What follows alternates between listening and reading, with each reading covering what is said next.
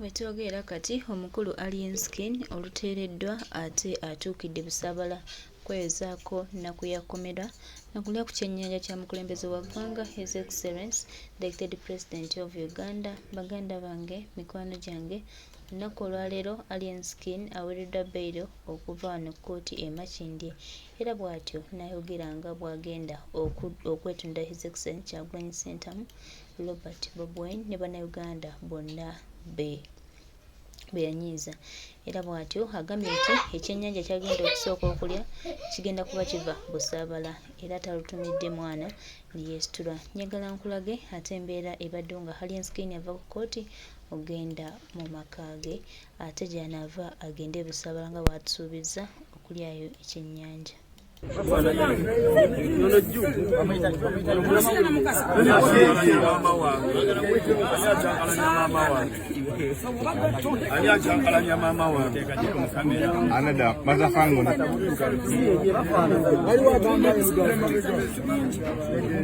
Abantu balina ebizibu byabwe mbasaba ekintu kimu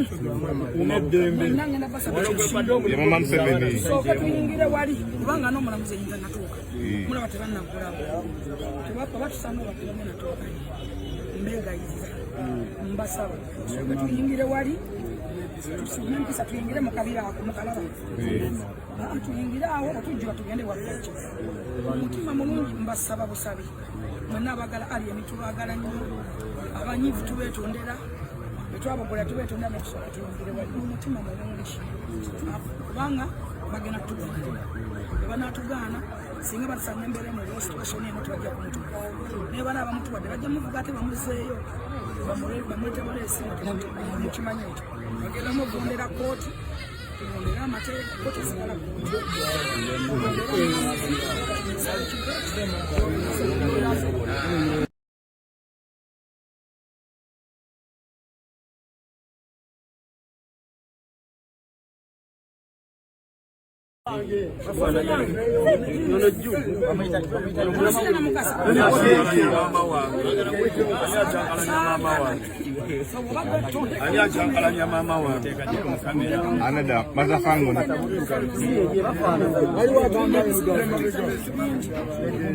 abantu balina ebizibu byabwe mbasaba ekintu kimu sooka tuyingire wali kubanga n'omulamuzi eyinza natuuka mulaba tebannagulamu tebapa batusanga bakulamu natuuka mbeegayiriza mbasaba sooka tuyingire wali tusuume empisa tuyingire mu kabira ako mukalaba tuyingire awo otujjula tugende waffe omutima mulungi mbasaba busabi mwenna abagala Allien tubagala nnyo abanyiivu tubeetondera betwabagola tubeetondera netusooka tuyingire wali omutima mulungi kubanga bagenda kutugaana ebanatugaana singa batusanga embeera eno olwo situation eno tubajja kumutuka naye bana abamutuwadde bajja muvuga ate bamuzeeyo bamulete baleesi mukimanyi ekyo bagenda mugondera kooti tugondera amateeka kooti zigala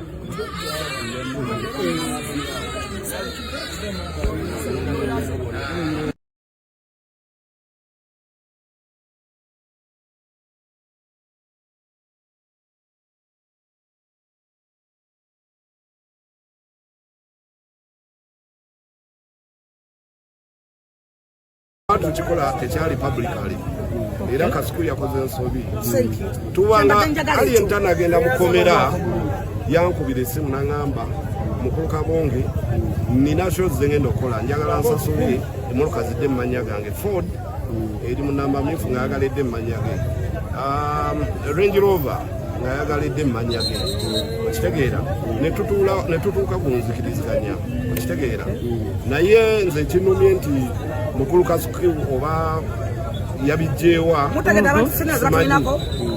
toyinza oli yatuyamba yatuyamba because emmotoka zetutunda nnene sisi nnene according to economy ya Uganda amafuta gali waggulu era naye azivuga lumu na lumu agiguze just tulina kutegeeragana nti mubanga bweruti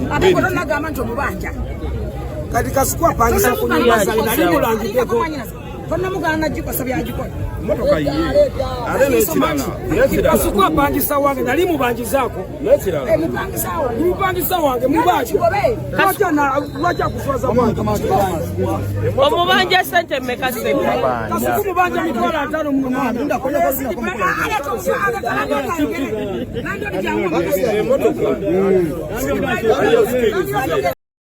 Akasente n'ekyo bwe tukikola tekyali publicly era kasiku yakoze ensobi tubanga Allien tanagenda mu Komeera yankubira essimu n'aŋŋamba mukulu Kabonge nina shows ze ngenda okukola njagala nsasule emmotoka zidde mu mannya gange Ford eri mu namba mmyufu ng'ayagaledde mu mannya ge Range Rover ng'ayagaledde mu mannya ge okitegeera ne tutuuka ku nzikiriziganya okitegeera naye nze kinumye nti mukulu Kasuku oba yabijjeewa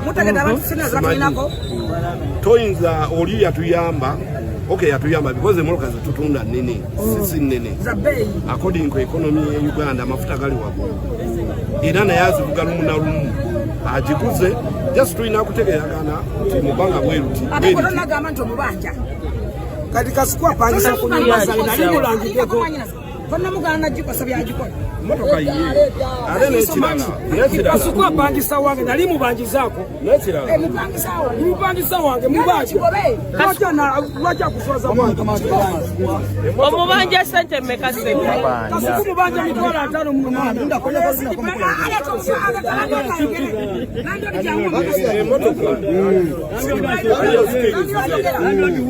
Kasuku mubanja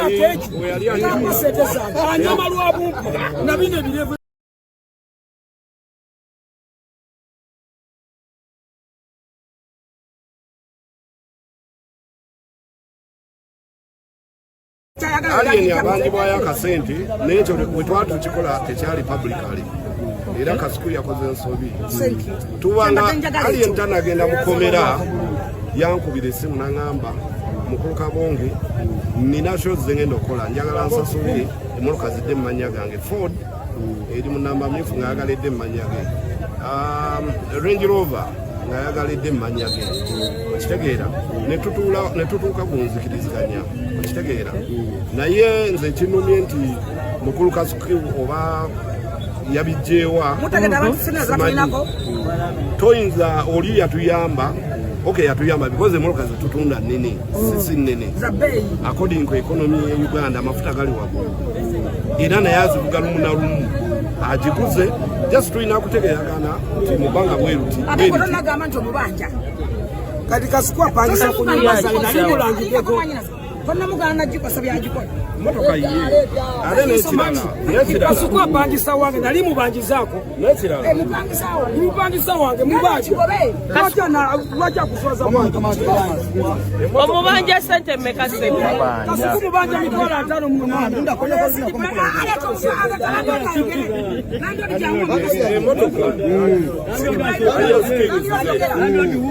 Kasuku mubanja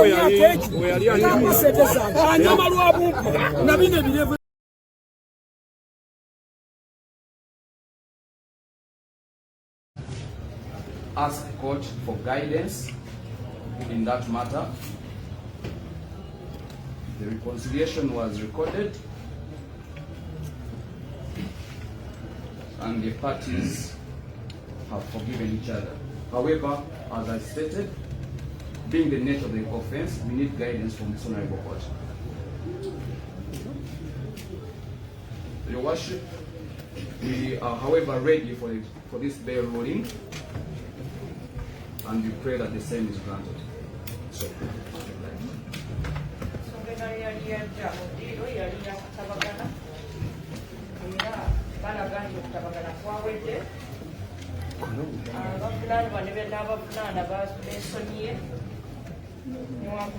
additional statement zakoleddwa basabye kooti ebalungamye ku kyekiddako era olwaliro omusango badde gujja kuwulira nsalawo kwa kooti era beetegefu okufuna. Before I hear from the state, let me hear from each of the victims whether whatever has been submitted upon is true. Mr. Matofu, have you been approached? Yes, please.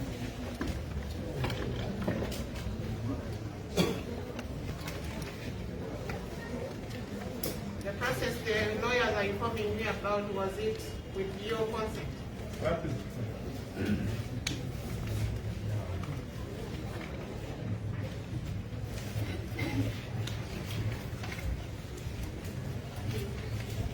Are you in agreement with the process? Yes.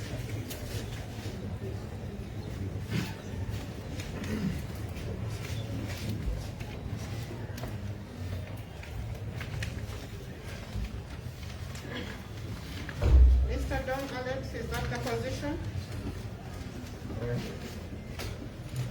Is it true these people approached you?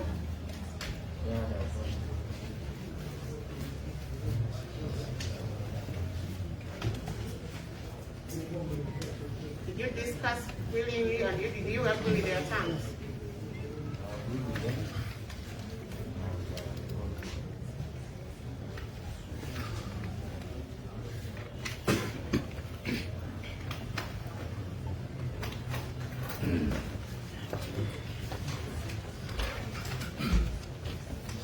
Mr. Miranda, were you part of the process?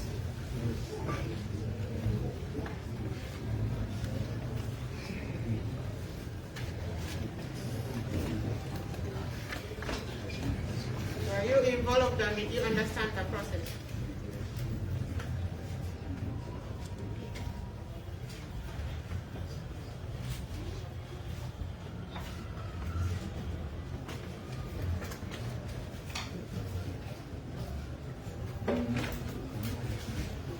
Day one, were you involved in the reconciliation as it is alleged?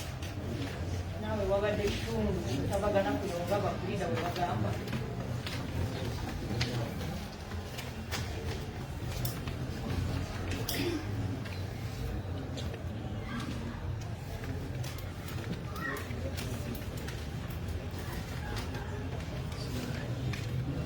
Exum, were you part of this process? And you agreed to meet with your complainants and you talked?